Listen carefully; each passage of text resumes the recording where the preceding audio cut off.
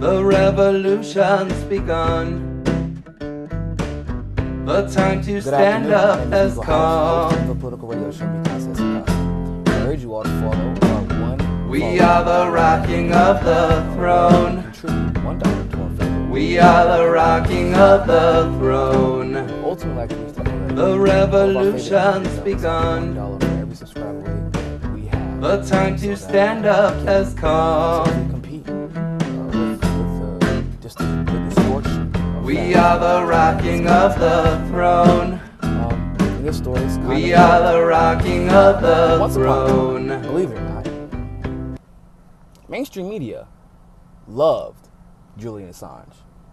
And people tend to forget this. And I've talked about this before briefly, but not at length. And I think I'm going to talk about it a little bit more today. But what we have seen is almost like this. It's not like well, no, it is verifiable. It's not like it's hardcore, like, oh, we know for a fact they know that Russia didn't do it. But the fact that they're pretending that Julian Assange was put up to what he did by Russia is a little weird. And this is why I say this. So, like I said, it wasn't that long ago, just 2013, that people like the editor-in-chief and creator of Vox, Klein, was praising him, called Julian Assange and Snowden heroes.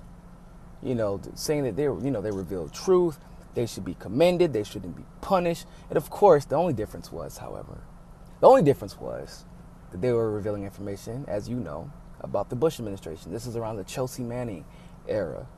We also know, of course, that Chelsea Manning was even released.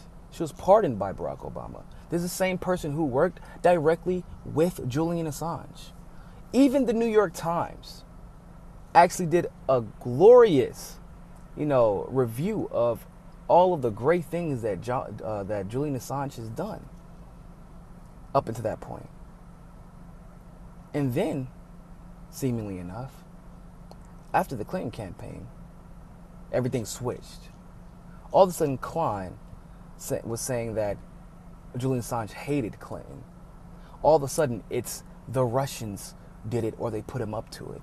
But, of course, this probably has something to do with the fact that Klein was implicated in the emails.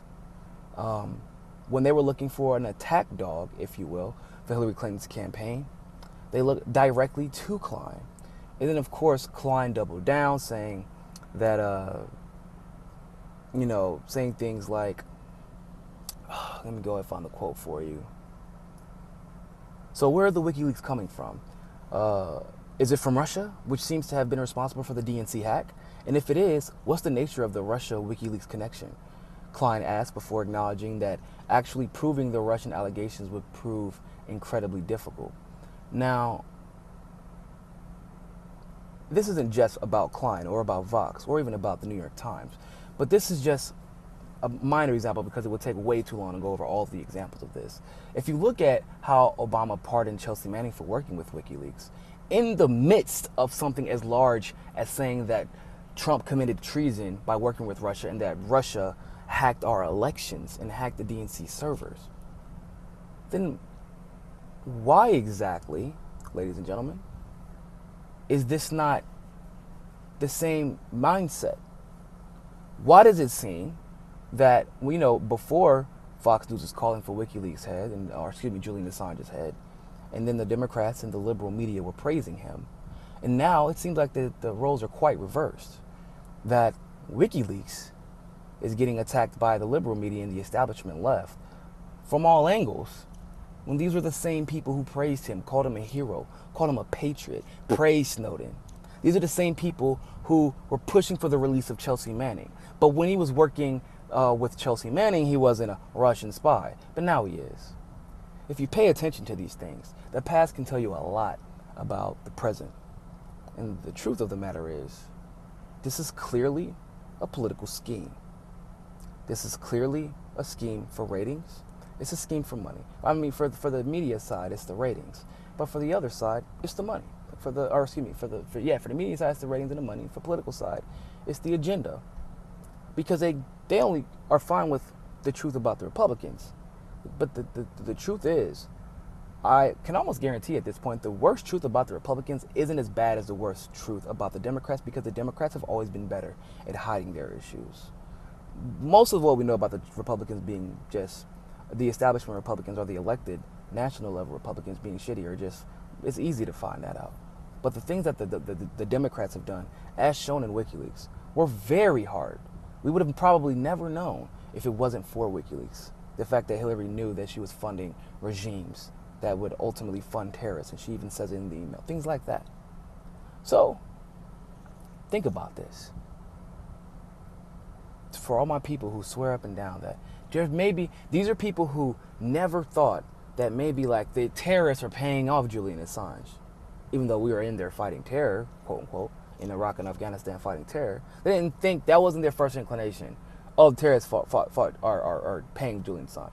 But their first, assertion in this scenario was that, Russia and Putin are paying Julian Assange. Convenient narratives, ladies and gentlemen. Convenient narratives. Thank you all so much for watching. Please, once again, join our One Follow, $1 campaign, and we'll show the established media that we do not need them anymore, and that we will support our independent journalists who bring us so much truth and make so many sacrifices to do so. And always remember, ladies and gentlemen, find your balance. Revolt Against Plutocracy won't just be covering the news about the necessary revolution in the United States. Sometimes we'll be making the news. If you want to stay on top of the revolutionary actions and strategies of grassroots, genuine progressives, and our allies, please subscribe to our YouTube channel today.